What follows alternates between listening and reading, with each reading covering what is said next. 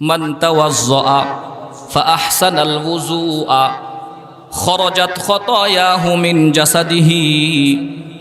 আল্লাহর যে বান্দা অথবা বান্দি, নবীজি বলেন তোমাদের মধ্য থেকে কেউ যদি উত্তম রূপে ওযু করে, ফাআহসানাল ওযুআ, কেউ যদি উত্তম রূপে ওযু করে, উত্তম রূপে ওযু মানে ওযু করতে গিয়া তাড়াহুড়া না করে, হ্যাঁ, হাত পা অঙ্গ প্রত্যঙ্গ যেগুলো ওযুর মধ্যে আত্মবশ্যকীয় ধুইতেই হবে। ওলামায়ে কেরাম পাশে আছেন, ফরজ জায়গাসমূহের মধ্য থেকে যদি চুল পরিমাণ জায়গা শুকনা থাকে ওযুই হবে না। কথা বলেন ঠিক কিনা? আল্লাহর নবী বলেন মান তাওয়াজ্জা ফাআহসানাল ওযুআ, ও আল্লাহর বান্দার বান্দিরা শুনে রাখো ভালো করে, উত্তম রূপে কেউ যদি ওযু বানায়, সুন্দরভাবে কেউ যদি ওযু করে, খরাজাত খতায়াহু মিন জাসাদিহি, সুন্দরভাবে ওযু করার কারণে তার শরীর থেকে তার সমস্ত গুনাহ সমূহ বের হয়ে যায়। আল্লাহু আকবার কোন। হাত্তা তাখরুজা মিন তাহতি আযফারিহি। আল্লাহু আকবার কোন। শেষের অংশটুকু নবীজি খুব সুন্দর করে বিশ্লেষণ করে জানায় দিলেন। তার আগে কথাটা বোঝার জন্য একটু উদাহরণ দিতে হবে। মনে করেন আমি আর আপনি দুনিয়ার কোনো কাজ করার জন্য ময়লা জায়গায় হাত দিছি, কাদা প্যাকের মধ্যে কাজ করেছি, ময়লাযুক্ত কাজ করেছি। কাজ করার কারণে দেখবেন হাতের নখের নিচেও কিছু ময়লা লেগে থাকে। কথা বলেন ঠিক কিনা? স্বাভাবিকভাবে যদি হাতটা সুন্দর করে ধন, সুন্দরভাবে হাত ধোয়ার পরেও কিন্তু নখের নিচের ময়লাগুলো সহজে দূর হয় না। কথা ভুল বললাম? স্বাভাবিকভাবে যদি হাত ধন, সাবান দিয়ে ধোয়ার পরেও দেখবেন নখের নিচের ময়লাগুলো কিন্তু বের হয় না। নখের নিচের ময়লাগুলো বের করার জন্য আমরা কি বুদ্ধি করি কোন তো? একটু একটা কাঠি দিয়া বা কোনো একটা জিনিস দিয়া খোঁচায় খোঁচায় বের করি। কথা বলেন ঠিক কিনা? তার মানে হলো এই হাতের নখের নিচের ময়লাগুলো কিন্তু সহজে দূর হয় না, ভালো করে ধুতে হয়, খোঁচায় খোঁচায় বের করতে হয়। নবীজি হাদিসের মধ্যে এত সুন্দর করে বলে দিলেন, আমার উম্মতেরা শোনো,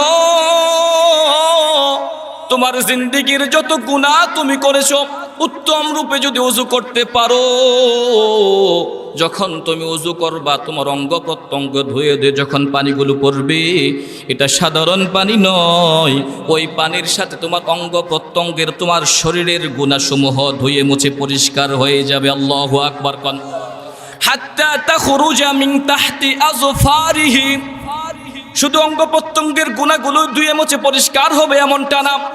নবীজি বলেন তোমার নখের নিচেও যদি কোনো গুনাহ থাকে, উত্তম রূপে তুমি যদি ওযু করতে পারো, এই উত্তম ওযুর কারণে হাতের নখের নিচের গুনাহগুলো আল্লাহ মাফ করে দিবেন। সুবহানাল্লাহ কোন।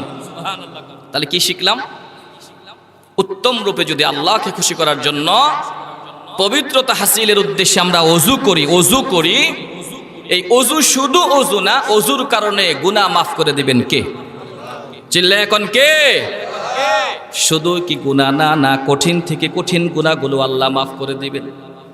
এই জন্য সর্বহালতে ওযু থাকার প্রয়োজন আছে না নাই? কথা কয় না? সবসময় ওযু রাখতে হবে? হ্যাঁ, আমার মায়ের মুখে একটা গল্প শুনছি ছোট থাকতে, অনেক আগে শুনছি।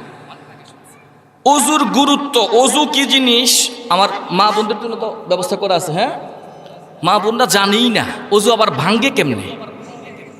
কয় কি যে কও না তুমি, ওযু বলে আবার ভাঙ্গে। একজন মহিলা যা বলতেছে, জানো আমার তো ওযু বেশিক্ষণ থাকে না, ওযু করে নামাজ পড়ি, কখনো কখনো নামাজের মধ্যে ওযু ভেঙে যায়, ওযু বেশিক্ষণ রাখতে পারি না। তার একজনে কয় কি যে কও তুমি, ওযু আবার ভাঙ্গে, এতই ঢিলা হয়ে গেছো। কয় কে, তোমার সমস্যা নেই? কয় না তো, সেই যে বিয়ের দিন মা ওযু করা দিছিল, 3 পোলাপানের মা হয়েছি, ওযুই ভাঙ্গে না। নাউজুবিল্লাহ কইলেন না? ওযু কিভাবে ভাঙ্গে এটা উনি জানেই না। কথা বলেন ঠিক কিনা? উসমান রাদিয়াল্লাহু তাআলা আনহু قال من توضأ فأحسن الوضوء خرجت خطاياه من جسده। হযরত ওসমান রাদিয়াল্লাহু তাআলা আনহু থেকে হাদিস বর্ণিত।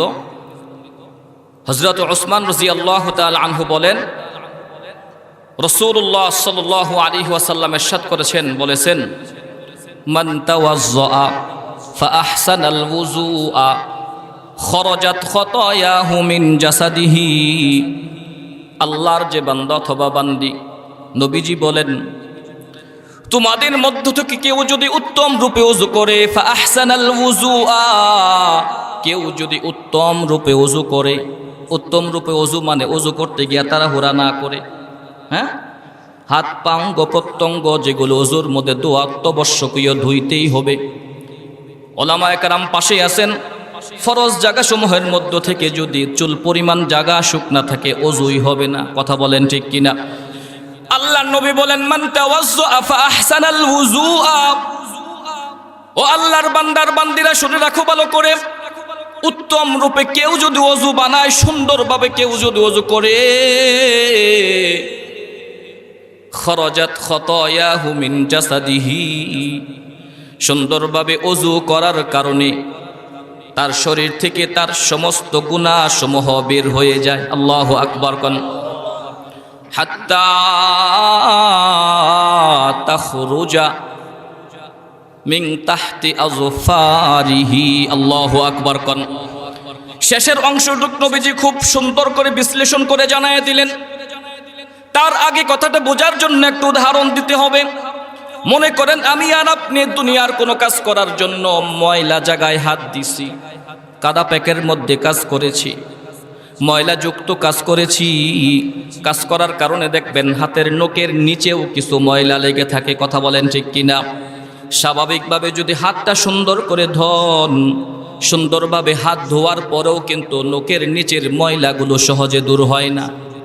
কথা ভুল বললাম? স্বাভাবিকভাবে যদি হাত ধন, সাবান দিয়ে ধোয়ার পরেও দেখবেন নখের নিচের ময়লাগুলো কিন্তু বের হয় না। নখের নিচের ময়লাগুলো বের করার জন্য আমরা কি বুদ্ধি করি কোন তো? একটু একটা কাঠি দিয়া বা কোনো একটা জিনিস দিয়া খোঁচায় খোঁচায় বের করি। কথা বলেন ঠিক কিনা? তার মানে হলো এই হাতের নখের নিচের ময়লাগুলো কিন্তু সহজে দূর হয় না, ভালো করে ধুতে হয়, খোঁচায় খোঁচায় বের করতে হয়। নবীজি হাদিসের মধ্যে এত সুন্দর করে বলে দিলেন, আমার উম্মতেরা শুনো,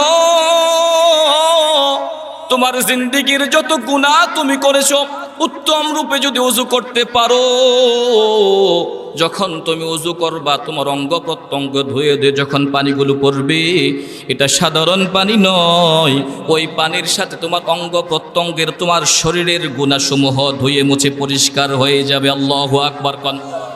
হাত্তা তাখরুজা মিন তাহতি আযফারিহি, শুধু অঙ্গ প্রত্যঙ্গের গুনাহগুলো ধুয়ে মুছে পরিষ্কার হবে এমনটা না। নবীজি বলেন তোমার নখের নিচেও যদি কোনো গুনাহ থাকে, উত্তম রূপে তুমি যদি ওযু করতে পারো, এই উত্তম ওযুর কারণে হাতের নখের নিচের গুনাহগুলো আল্লাহ মাফ করে দিবেন। সুবহানাল্লাহ কোন। তাহলে কি শিখলাম? উত্তম রূপে যদি আল্লাহকে খুশি করার জন্য পবিত্রতা হাসিলের উদ্দেশ্যে আমরা ওযু করি, এই ওযু শুধু ওযু না, ওযুর কারণে গুনাহ মাফ করে দিবেন কে? চিল্লায় এখন কে? শুধু কি গুনাহ না, কঠিন থেকে কঠিন গুনাহগুলো আল্লাহ মাফ করে দিবেন। এই জন্য সর্বহালতে ওযু থাকার প্রয়োজন আছে না নাই? কথা কয় না? সবসময় ওযু রাখতে হবে? হ্যাঁ, আমার মায়ের মুখে একটা গল্প শুনছি ছোট থাকতে, অনেক আগে শুনছি। ওযুর গুরুত্ব, ওযু কি জিনিস আমার মা বোনদের জন্য তো ব্যবস্থা করা আছে। হ্যাঁ, মা বোনরা জানেই না ওযু আবার ভাঙ্গে কেমনে। কয় কি যে কও না তুমি, ওযু বলে আবার ভাঙ্গে। একজন মহিলা যা বলতেছে, জানো আমার তো ওযু বেশিক্ষণ থাকে না, ওযু করে নামাজ পড়ি, কখনো কখনো নামাজের মধ্যে ওযু ভেঙে যায়, ওযু বেশিক্ষণ রাখতে পারি না।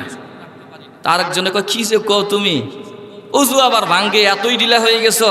কয় কে, তোমার সমস্যা না? কয় না তো, সেই যে বিয়ের দিন মা ওযু করাতেছিল, 3 পোলাপানের মা হয়েছে, ওযুই ভাঙ্গে না। নাউজুবিল্লাহ কইলেন না? ওযু কিভাবে ভাঙ্গে এটা উনি জানেই না। কথা বলেন ঠিক কিনা? ওযু ছাড়া কি ইবাদত কবুল হবে নাকি? কথা কয় না? হ্যাঁ, সকল ইবাদত কবুল হওয়ার জন্য ওযু কিন্তু 1 নম্বরের শর্ত। কথা বলেন ঠিক কিনা? নামাজ কবুল হবে কখন? ওযু সুন্দর হবে যখন। কথা বলেন ঠিক কিনা? এই জন্য সকল পবিত্রতা, সকল ইবাদতের আগে আমাকে আমার ওযুটা সুন্দর করে বানাইতে হবে। ওযু যদি সুন্দর করে বানাইতে পারে, ইবাদত তো কবুল হবে। ওযু সুন্দর করে করার কারণে আমার গুনাহসমূহ বের হয়ে যাবে। আল্লাহু আকবার। আরেকটা হাদিস বলি, হ্যাঁ, এটা কি বুঝলেন? সুন্দরভাবে কেউ যদি উত্তম রূপে ওযু করে, ওযু করার কারণে আল্লাহ পাক ওনার অঙ্গ প্রত্যঙ্গের জাসাদিহি, শরীরের গুনাহসমূহ আল্লাহ মাফ করে দেবেন। আর একটা হাদিস বলি, এটা আরো সুন্দর। আমরা জান্নাতে যেতে চাই তো সবাই, নাকি? জান্নাতে যেতে হলে গুনাহ নিয়ে যাওয়া যাবে না গুনাহ ছাড়া যাইতে হবে? কথা কয় না? গুনাহযুক্ত মুমিন যাইতে পারবে না গুনাহ মুক্ত হয়ে যাইতে হবে? গুনাহ আমরা প্রতিদিন করি কিনা? একজন প্রাপ্তবয়স্ক পুরুষ দাঁড়ায় বলেন, না না না, আমার জিন্দেগির কোনো গুনাহ নাই। এমন আছেন নাকি কেউ? প্রত্যেকেই তো আমরা গুনাহ করছি। গুনাহ মাফ করানোর জন্য হাজার হাজার আমল আছে। ছোট্ট সহজ একটা আমল বলে গেলাম, কেউ যদি গুনাহ করে থাকেন প্রতিদিন নিয়মিত কয়েকবার বেশি বেশি করে ওযু করবেন। 24টা ঘন্টায় চেষ্টা করবেন ওযুর হালতে থাকার জন্য, পারবেন তো ইনশাআল্লাহ? দ্বিতীয় নাম্বার হাদিসটা বলি, عن عمر بن الخطاب رضي الله تعالى عنه قال قال رسول الله صلى الله عليه وسلم ما منكم من أحد يتوضأ فيبلغ أو فيسبغ الوضوء ثم يقول أشهد أن لا إله إلا الله وحده لا شريك له وأشهد أن محمدا عبده ورسوله إلا فتحت له أبواب الجنة الثمانية الله أكبر كوينا يدخل من أيها شاء নবীজি বলেন, হযরত ওমর ইবনুল খাত্তাব রাদিয়াল্লাহু তাআলা আনহু থেকে বর্ণিত, উনি বলেন, নবীজি মুহাম্মদুর রাসূলুল্লাহ সাল্লাল্লাহু আলাইহি ওয়াসাল্লাম বলেছেন, তোমাদের মধ্য থেকে কেউ যদি প্রত্যেকটা হুকুম আহকাম পালন করে, ওযুর সমস্ত নিয়ম কানুনগুলো মেনে কেউ যদি ওযু করে, সুন্দরভাবে ওযু করা যখন শেষ হয়ে যাবে, সুম্মা ইয়াকুলু, ওযু করার পরে কেউ যদি পাঠ করে, আশহাদু আল্লা ইলাহা ইল্লাল্লাহু ওয়াহদাহু লা শারীকা লাহু ওয়া আশহাদু আন্না মুহাম্মাদান আবদুহু ওয়া রাসূলুহু। নবীজি বলেন, ওযু শেষ করার পরে কেউ যদি একবার কালিমাতুশ শাহাদা পাঠ করে, ইল্লা ফুতিহাত লাহু আবওয়াবুল জান্নাতিস সামানিয়া, যে ব্যক্তি উত্তম রূপে ওযু করার পরে কালিমাতুশ শাহাদা একবার পাঠ করবে, ওই ব্যক্তির জন্য আল্লাহ পাক বেহেশতের মধ্যে 8টা দরজায় খুলে দিবেন। সুবহানাল্লাহ। কম হয়ে গেল নাকি? হ্যাঁ, জান্নাতে যাওয়ার জন্যই তো আমরা এখানে আসছি, কথা বলেন ঠিক কিনা? ওযুও তো করতে হয়, ওযু আমরা অনেকেই করি, কিন্তু ওযু করার পরে এই আমলটাও অনেকেই হয়তো জানি না, কথা বলেন ঠিক কিনা? তাহলে আজকে 2টা আমল শিখলাম। একটা হলো সুন্দর করে যদি ওযু করি, প্রত্যেকটা অঙ্গ প্রত্যঙ্গ যদি সুন্দর করে ধৌত করতে পারি, 1 নম্বরের লাভ হলো ওযুর কারণে আল্লাহ পাক শরীরের সমস্ত গুনাহ খাতা মাফ করে দিবেন। সুবহানাল্লাহ। কোন ওযু করার পরে কেউ যদি কালিমাতুশ শাহাদা একবার পাঠ করে, কালিমাতুশ শাহাদা একবার পাঠ করার কারণে আল্লাহ পাক ওই ব্যক্তির জন্য জান্নাতের মধ্যে 8টা দরজাই তার জন্য খুলে দিবেন। আল্লাহু আকবার। নবীজি বলেন, যেই জান্নাতে খুশি, যেই দরজা দিয়ে খুশি, সেই জান্নাতে সে প্রবেশ করতে পারবে। আল্লাহু আকবার কোন। এটা ছোট করে দেখার কোনো সুযোগ নাই। অতএব আজকের পর থেকে সুন্দরভাবে ওযু করব, ওযু করার পরে আবার কালিমায়ে শাহাদা একবার পাঠ করব, পারবো তো ইনশাআল্লাহ? শুধু নিজে আমল করব না ঘরের বিবিকেও শিখাইতে হবে? কথা কয় না? শুধু কি নিজেই জান্নাতে যাব না নিজের বিবিকেও জান্নাতে ঢুকাইতে হবে? শুধু কি নিজের বিবিকে নিলেই চলবে, মা বাবাকে বলতে হবে না? আমার পরিবারের, আমার সন্তান, বিবি, বাচ্চা, বাবা, মা, ভাই, বোন সবাইকে এই আমলটা শিখাবো ইনশাআল্লাহ। পারবো তো ইনশাআল্লাহ? আল্লাহ পাক তৌফিক দান করুন, বলুন আমিন। আমার সময় খুব বেশি না, 10টা পর্যন্ত সময়, 1.5 ঘন্টা সময় আছে। এর মধ্যে আমি যে আয়াতে কারিমা তেলাওয়াত করেছি, এই আয়াতের প্রেক্ষিতে আলোচনা করার চেষ্টা করব। আমি সূরা কফ তেলাওয়াত করেছি। সূরা কফের 16 নম্বর আয়াত থেকে কয়েকটা আয়াত। আল্লাহ পাক বলেন, ওয়ালাকাদ খলাকনাল ইনসান, সৃষ্টি করেছেন কে? শুনেন, আমি একটা কথা বলি, শুরুতেই মাপ চেয়ে নেই। আমার সামনের শ্রোতাবিন্দু ঘুমানোর সুযোগ নাই, মাঝে মধ্যে প্রশ্ন করলে জবাব দিবেন, আলোচনা সুন্দর হবে। কবুল করবেন কে? কথা বলেন, কবুল করবেন কে? তা আল্লাহ পাক বলেন ওয়ালাকাদ খলাকনাল ইনসান, সৃষ্টি করলেন কে? আমাদের সকলের সৃষ্টিকর্তা কে? এই পৃথিবীতে যত মানুষ এসেছে, আসছে, কিয়ামত পর্যন্ত আসবে, সকলের খালেক একমাত্র কে? আল্লাহ পাক বলেন ওয়ালাকাদ খলাকনাল ইনসান, মানুষ সৃষ্টি করেছি আমি আল্লাহ। আচ্ছা কোন তো, এই যে সুন্দর একটা প্যান্ডেল বানানো হয়েছে আমাদের বসার জন্য, ঠিক না? এই প্যান্ডেল বানাইতে গিয়া কয়টা পর্দা লাগছে, কয়টা বাঁশ গাড়া হয়েছে, কয়টা লাইট ফিট করছে, কয়টা হরন কোন কোন জায়গায় বাজছে, আজকের সভাপতি সাহেবকে জিজ্ঞাসা করলে বলতে পারবে? কথা কয় না, বলতে পারবে না, ঠিক না? কিন্তু শাইখুল হাদিস, ওনার কাছে প্রশ্নের জবাব নাই। কেন? উনি তো এটার কারিগর না, এটা বানাই নাই। কথা বলেন ঠিক কিনা? যে মিস্ত্রি ভাই এটা বানাইলেন, যে ইলেকট্রিশিয়ান এই ইলেকট্রিসিটি পরিবেশন করলেন, এটা রেডি করলেন, তৈরি করলেন, বানাইলেন, ওনাকে জিজ্ঞাসা করলে বলতে পারবে না? কথা কয় না। কয়টা পর্দা লাগাইছে, কয়টা হরন লাগাইছে, কয়টা বাঁশ গাছছে, প্রশ্ন করলে জবাব আসবে কি আসবে না? তো বেশ কম কোন জায়গায়? ইলেকট্রিশিয়ান তো সম্ভবত কলেজ ইউনিভার্সিটির বারান্দায়ও যায় নাই, কিন্তু ওনাকে জিজ্ঞাসা করলে জবাব আসবে। কেন? উনি হলেন আজকের এই কাজের কারিগর। কথা বলেন ঠিক কিনা? আল্লাহ পাক বলেন এই পৃথিবীতে যত শত কোটি মানুষ রয়েছে, 800 কোটি মানুষের বর্তমানে এই মুহূর্তে কার দিলের মধ্যে কি জল্পনার কল্পনা হচ্ছে কেউ না জানলেও একজন জানেন, তিনি কে? চিল্লে এখন তিনি কে? ওয়ালাকাদ খলাকনাল ইনসান, আমাদের সকলের কারিগর কে? আল্লাহ। আচ্ছা, আমরা এই জায়গায় যারা বসছি, আমাদের এই বসার ইলম আর খবর আল্লাহ পাকের কাছে আছে না নাই? আছে। কেন? উনি কি আমাদের থেকে দূরে না কাছে? আল্লাহ আমাদের থেকে দূরে না কাছে? হ্যাঁ। আচ্ছা, আমাদের প্রত্যেকের মা আছে না? মা আমাদের দূরের মানুষ না কাছের মানুষ? কলিজার টুকরা বাবা দূরের না কাছের? মেয়ে, ছেলে, হ্যাঁ সবাই কাছে, ঠিক না? আমাদের প্রত্যেকের ঘাড়ের মধ্যে একটা রগ আছে না, যাকে আমরা শাহরগ বলি। হ্যাঁ, এই রগটা আমাদের থেকে কাছে না দূরে? কয় কিলোমিটার কাছে? একবারে লাগানো, ফিট করা না? আল্লাহ পাক দেখেন কত মজার কথা বলেন। আল্লাহ পাক বলেন ওয়া নাহনু আকরাবু ইলাইহি মিন হাবলিল ওয়ারিদ। আল্লাহ বলেন বান্দা ভয় পায়ো না, ভয় পায়ো না। আল্লাহ পাক বলেন বান্দা শোনো, তোমার মা তোমার যতটুকুন কাছের, তোমার বাবা তোমার যতটুকুন কাছের, তোমার কলিজার টুকরা ছেলে মেয়ে, মেয়ের জামাই, সন্তান সন্ততি তোমার যতটুকুন কাছের, বান্দা এমনকি তোমার ঘাড়ের শাহরগটা তোমার যতটুকুন কাছের, বান্দা ইয়াকিন করে ঈমান আনো আমি আল্লাহ তার চেয়েও তোমার বেশি কাছের। আল্লাহু আকবার। ওয়া নাহনু আকরাব, একদম কাছে লাগানো। তাহলে এই জায়গায় আমরা যারা আসছি আর বসছি, আমাদের এই বসার খবর আল্লাহ পাকের কাছে আছে না নাই?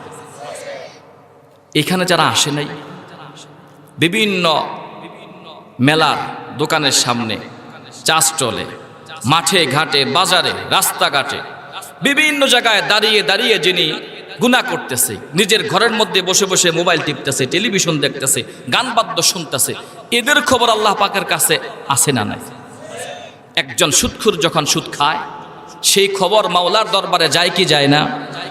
একজন ঘুষখোর যখন ঘুষের লেনদেন করে, সেই খবর আল্লাহ পাকের কাছে যায় কি যায় না? একজন জিনাকার যখন জিনায় লিপ্ত হয়, জিনা করে, সেই খবর মাওলা পাকের দরবারে যায় কি যায় না? আল্লাহ আল্লাহ বলেন বান্দা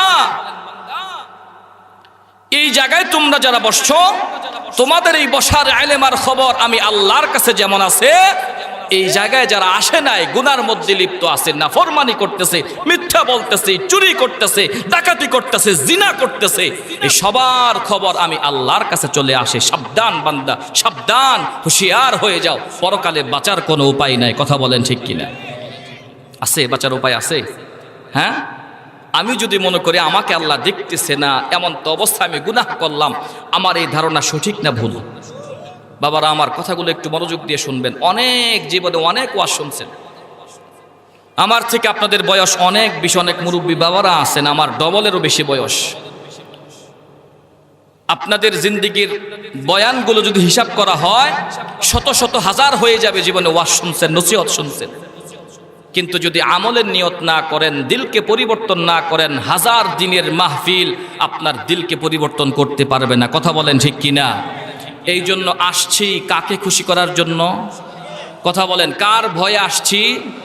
যেই অন্তরে খোদার ভয়, সেই অন্তরে কখনো গুনাহ হতে পারে না। কথা বলেন ঠিক কিনা? তাহলে বলতেছিলাম যে আমাদের সব কিছুর খবর জানেন যিনি, তিনি কে?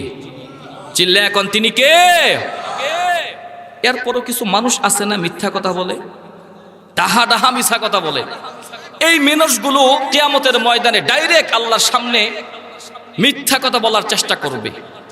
এরা চেষ্টা করবে যে না, আমি তো কোনো কাজ করি নাই, আমি তো কোনো গুনাহ করি নাই, আমি তো কোনো জিনা করি নাই, আমি তো কোনো নাফরমানি করি নাই, গীবত শিকায়াত করি নাই, মিথ্যা বলি নাই, চুরি করি না, ডাকাতি করি নাই। এই ধরনের ডাইরেক্ট যেন মিথ্যা কথা বলার কোনো সুযোগ না পায়, আল্লাহ পাক সিস্টেম চালু করে দিয়েছেন কি? إذ يتلقى المتلقيان عن اليمين وعن الشمال قعيد। আল্লাহ বলেন, বান্দা গুনাহ কইরা পার পাওয়ার কোনো উপায় নাই। প্রত্যেকটা গুনাহগার বান্দার বান্দি, প্রত্যেকটা যুবক, প্রত্যেকটা যুবতী, প্রত্যেকটা নর, প্রত্যেকটা নারী, প্রত্যেকটা বুড়া, প্রত্যেকটা বুড়ি, প্রত্যেকটা মানুষের দুই কাঁধের মধ্যে দুইজন করে ফেরেশতা আল্লাহ বসায় দিয়েছেন। কথা বলেন ঠিক কিনা? আছে না নাই? জোরে আওয়াজ দিবেন, আছে না নাই? কই দেখা যায় না তো?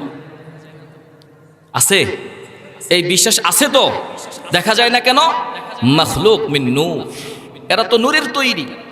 এদেরকে আমাদের সাধারণ চক্ষু, এই যে চর্ম চক্ষু দিয়ে দেখতে গেলে দেখা যায় না, ধরতে গেলে ধরাও যায় না, ছুঁইতে গেলে ছোঁয়া যায় না, কিন্তু আছে, এটা বাস্তব। কথা বলেন ঠিক কিনা? লা ইয়াতাযাওয়াজু ওয়ালা ইয়াবুলু ওয়ালা ইয়াকুলু ওয়ালা ইয়াশরাবু ওয়ালা ইবাদুম মুকরামুন লা ইয়াসুনাল্লাহা মা আমরাহুম ওয়া ইয়াফআলুনা মা ইউমারুন। এলো ফেরেশতাদের সংজ্ঞা। এরা মাখলুক মিন নূর, এদের কোনো ঘুম নাই, কোনো বিবাহ নাই, খাওয়া নাই, পান করা নাই, আরাম নাই, আয়েশ নাই, কিচ্ছু নাই। এদের একটাই কাজ, এরা হলো আমাদের মানুষের পাহারাদার। কথা বলেন ঠিক কিনা? লা ইয়াসুনাল্লাহা মা আমারাহুম ওয়া ইয়াফআলুনা মা ইউমারুন। আল্লাহ পাক ফেরেশতাদের সম্পর্কে বলেন, এই ফেরেশতাদেরকে আমি আল্লাহ যেই নির্দেশ দিয়েছি, পরবর্তী হুকুম আসা পর্যন্ত ওই ফেরেশতাগুলো ওই হুকুম পালন করেই যাচ্ছে। আমি চুরি করি লেখা হচ্ছে, ডাকাতি করি লেখা হচ্ছে, জিনা করি লেখা হচ্ছে, মিথ্যা বলি লেখা হচ্ছে, এখনো লেখা হচ্ছে কি হচ্ছে না? কথা বলেন। এক দোকানে যদি লেখা থাকে যে সিসি ক্যামেরা দ্বারা এই দোকানটা পরিচালিত, অথবা সিকিউরিটি ব্যবস্থা মজবুত, সিসি ক্যামেরা চালু আছে, চোর দোকানে ঢুইকা চুরি করবে না ফেরত আসবে? কথা কয় না। সিসি ক্যামেরা আদৌ আছে কিনা শুধু একটা স্টিকার লাগাই দিছে লাল কালিতে লেখা, ভিতরে ক্যামেরাও লাগানো আছে, ক্যামেরাটা আদৌ ভালো কিনা সেটা যাচাই বাছাইয়ের সময় নাই। ওই যে লেখা আছে সিসি ক্যামেরা দ্বারা পুরাটা দোকান নিয়ন্ত্রিত, চোরের অন্তরে 12টা বাজে গেছে। কথা বলেন ঠিক কিনা? বন্ধু, পৃথিবীর জমিনে মানুষের আবিষ্কৃত সিসি ক্যামেরা দেখে এত তুমি ভয় পাইলা? সুযোগ থাকা সত্ত্বেও একটা সম্পদ তুমি বিনা অনুমতিতে নিলা না কেন? কেন বলেন তো? ওই যে ভয়, ক্যামেরার মধ্যে রেকর্ড করা আছে, না জানি আবার চেক দিয়ে আমাকে ধরে ফেলবে। কথা বলেন ঠিক কিনা? এই ভয়ে কিন্তু মানুষ চুরির থেকে ফেরত আসে। বন্ধু, পায়ে হাত দিয়ে বলে যাই, এর থেকেও শত কোটি গুণ বেশি মজবুত দুই কাঁধের দুই ফেরেশতা ক্যামেরা নিয়ে বসে আছে। কথা বলেন ঠিক কিনা? রাতের আধারে তুমি যখন গুনাহ করতে বসো, কেউ নাই, কেউ নাই, কেউ দেখে না। আমি ভাবতেছি আমার বাবা নাই, মা নাই, বিবি নাই, সন্তান নাই, বন্ধু বান্ধব কেউ দেখতেছে না। একটা রুমের মধ্যে, আদার একটা রুমের মধ্যে আমি একা একাই গুনাহ করতেছি, কে দেখলো? কেউ তো না। না না না, দুই কাঁধের ফেরেশতা আমাকে দেখতেছে কিনা? কথা বলে না? পানির নিচে ডুব দিয়ে যদি কেউ গুনাহ করে, সেই গুনার খবর দুই কাঁধের ফেরেশতা জানেন কি জানে না? জানে। তাহলে কেন ভয় অন্তরে আসে না? সব আমরা জানি, সব বুঝি, কিন্তু গুনার থেকে নিজেকে কেন ফেরত আনতে পারি না? কেন জানেন নাকি? এই অন্তরের মধ্যে আল্লাহর ভয় 1%ও নাই। কথা বলেন ঠিক কিনা? আল্লাহর ভয় যদি অন্তরের মধ্যে থাকতো, আল্লাহকে ভয় করে পরকালের ভয়ে বান্দা কখনো গুনায় শামিল হতে পারবে না। কথা বলেন ঠিক কিনা? একটু উদাহরণ দিয়ে বুঝিয়ে বলে, মনে করেন আপনি একটা মোটরসাইকেল আছে অথবা গাড়ি আছে, আপনি গাড়ি অথবা মোটরসাইকেল চালিয়ে মধুপুর বাস স্ট্যান্ড পার করে জামালপুরের দিকে যাবেন। গাড়ি নিয়ে আপনি রওনা হয়েছেন। এই যে ব্রিজটা পার করার পরে যখন যাইতেছেন, আনারস চত্বরে যাওয়ার আগেই দেখতেছেন মোবাইল কোর্ট বসছে, 8-10 জন পুলিশ বসে আছে, গাড়ি মোটরসাইকেলের কাগজ চেক করা হচ্ছে। ঘটনাচক্রে একটু খেয়াল করবেন ভালো করে, আপনি যে মোটরসাইকেল অথবা গাড়িটি নিয়ে বের হয়েছেন, ওটার কোনো কাগজ সাথে নাই। মোটরসাইকেল চালাইলে মাথার মধ্যে হেলমেটও নাই। নিয়ম হলো সর্বোচ্চ 2 জন নিয়ে চালানো, উঠছেন 3 জন। ভুল কয়টা করছেন? কথা কয় না। মোটরসাইকেল দিয়ে ভালো করে বুঝাই, মনে করেন মোটরসাইকেল বাইক দিয়ে আপনি যাইতেছেন, সামনে মোবিল কোর্ট, আপনার নজরে আসছে 8-10 জন পুলিশ সদস্য সেখানে বসে আছে। আমি গেলেই আমাকে থামানো হবে, আমার কাগজ হেলমেট চেক করা হবে। কাগজ তো নাই, সাথে নাই কাগজ, হেলমেটও পরি নাই। 2 জনের জায়গায় 3 জন করে যাত্রী বসে যাইতেছি। পুলিশ যদি ধরে কেস লাগাই দিবে। আচ্ছা বলুন তো ভালো করে, ওনার মাথায় যদি বিবেক বুদ্ধি থাকে, এই মোটরসাইকেলের মালিক সামনে যাবে না পিছনে আসবে? হ্যাঁ, কেন? জামালপুর তো যাইতে হবে, খুব জরুরি, যাইতেই হবে। সামনে মোবিল কোর্ট, কেন সামনে আগাবে না বলেন তো একটু? ভয়, সামনে গেলেই তো পুলিশের বাড়ি পড়বে। কথা বলেন ঠিক কিনা? এই যে ভয়, এটা হলো ভয়। যেই ভয়ের কারণে সামনে আগানো আর সম্ভব হলো না, এটা হলো ভয়। এমন ভয় যদি অন্তরে রাখেন যে আমি যে গুনাহ করতেছি, সামনেই তো আমার কবর, কবরের আযাব বড় কঠিন, কবরের আযাব আমি বরদাস্ত করতে পারবো না, কবরের আযাব আমি সইতে পারবো না। এই পৃথিবীর জমিন ছেড়ে যখন আমি বিদায় নিব, আমার বাবা, আমার কাকা, আমার ভাই, আমার বন্ধু সকলেই মিলে আমাকে সাদা 3টা কাপড় দিয়া পেঁচাইয়া কাদের মধ্যে নিয়া ছোট্ট একটা ঘর, কবর, পোকামাকড়ের ঘর, আলো নাই, বাতি নাই, বাতাস নাই, জানালা নাই, দরজা নাই, ছোট্ট একটা ঘরের মধ্যে যখন রেখে আসবে, এই পৃথিবীর জিন্দেগির হিসাব যখন চাওয়া হবে, যতগুলা গুনাহ করেছি সকল গুনার খবর কিন্তু 2 কাঁধের ফেরেশতা তখন ভিডিও তুলে দিবে। কথা বলেন ঠিক কিনা? তখন কি বাঁচতে পারবেন নাকি? বাঁচার কোনো উপায় আছে নাকি? ওই যে ভয়, কবরের আযাবের ভয়, জাহান্নামের শাস্তির ভয়। আল্লাহ আমাকে দেখতেছেন, পুলিশের সৃষ্টিকর্তাকে। কথা কয় না? যেই পুলিশের পোশাক দেখলেই আমাদের অন্তরে ভয়, সেই পুলিশকে সৃষ্টি যিনি করলেন তিনি কে? চিল্লা এখন তিনি কে? ওই আল্লাহকে ভয় পাওয়ার প্রয়োজন আছে না নাই? কথা কয় না? কেমন করে করতে হবে? এমন অন্তরের মধ্যে ভয় ঢুকাও বাবারা, যেই ভয়ের চিন্তা করলে, যেই আল্লাহর কথা স্মরণ আসলে, যেই কবরের আযাবের কথা স্মরণ আসলে, গুনার জায়গায় থাইকাও গুনাহ করা বন্ধ হয়ে যাবে। এটা হলো ভয়। কথা বলেন ঠিক কিনা? ছোট্ট একটা ঘটনা বলি। হযরত আম্মা জান খাদিজাতুল কুবরা রাদিয়াল্লাহু তাআলা আনহা, ওনার মতো একজন মহিয়সী নারী পৃথিবীর জমিনে খুব কম আছে। কথা বলেন ঠিক কিনা? হ্যাঁ, রাসূলুল্লাহর প্রথম বিবি, বয়সে 15 বছরও বেশি, হাজার হাজার কোটি কোটি কোটি টাকার মালিক ছিলেন, সমস্ত সম্পদ সব কিছু ইসলামের জন্য নবীজির পায়ের মধ্যে ঢিল দিয়ে দিয়েছিলেন। কথা বলেন ঠিক কিনা? নবীজির বাম থেকে, ডান থেকে, পিছন থেকে, সামনে থেকে যতভাবে সহযোগিতা করার প্রয়োজন খাদিজাতুল কুবরা সব করে গেছেন। সুবহানাল্লাহ কোন? এই খাদিজাতুল কুবরা রাদিয়াল্লাহু তাআলা আনহার ঘটনা বলতেছি।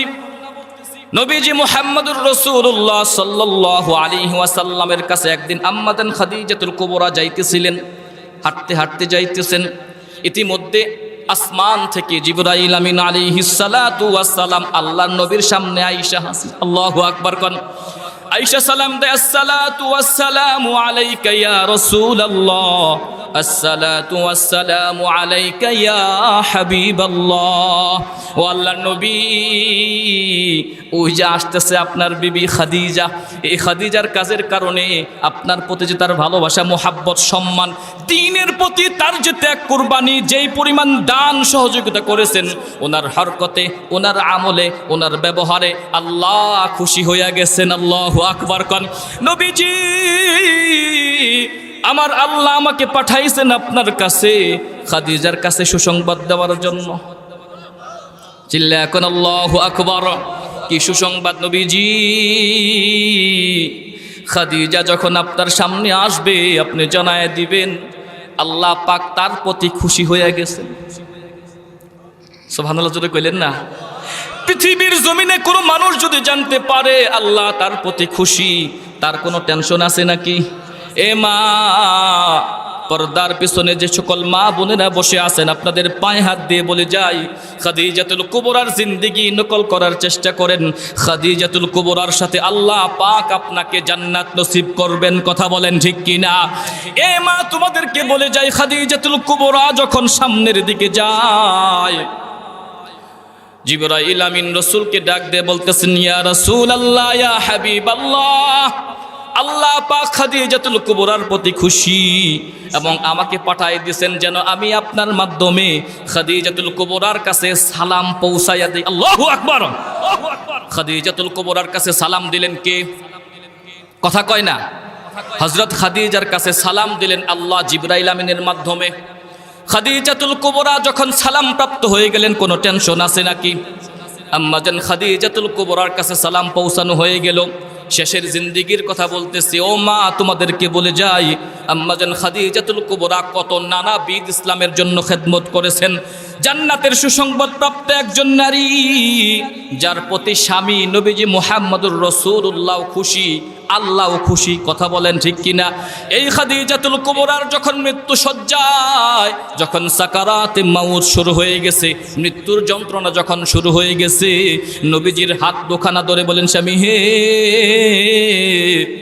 আমার জিন্দেগির এমন কোনো আমল নাই যেই আমলের কারণে আল্লাহ আমাকে মাফ করে দিবেন। কথা বলতেছে কে? খাদিজা রাদিয়াল্লাহু তাআলা আনহা। হযরত খাদিজা তো মাসুম ছিলেন, আল্লাহ পাক তাকে ক্ষমা করে দিয়েছেন।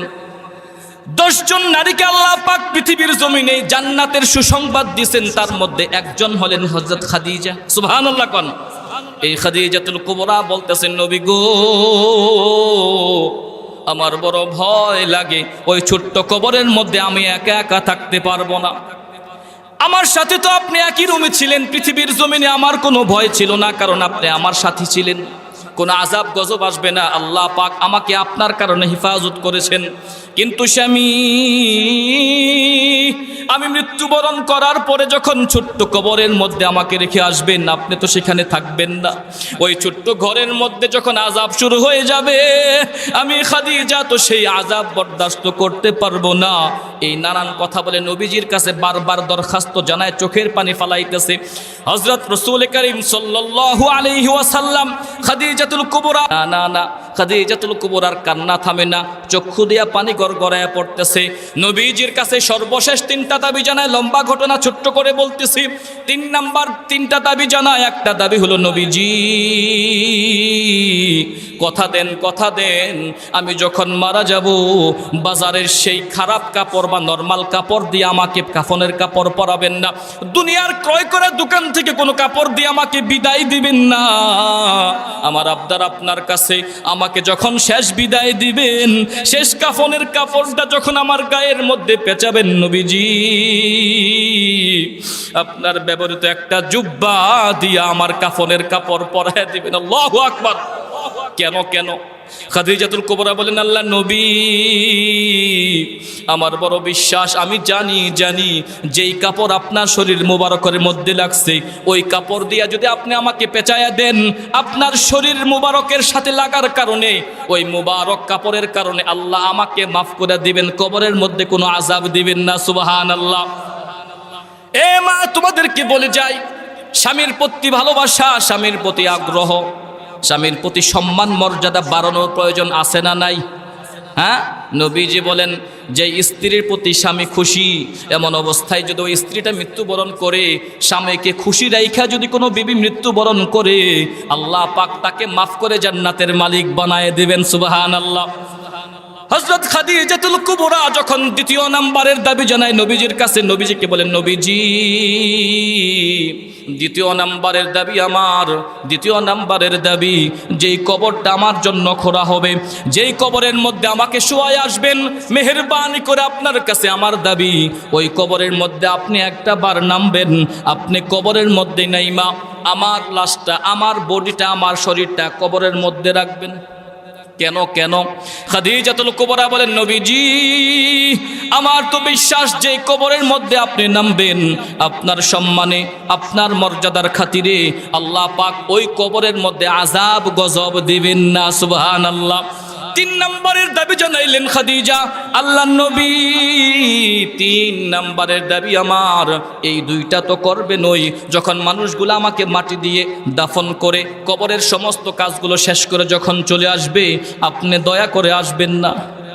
ও আল্লাহর নবী, কেন আসবেন না জানেন নাকি?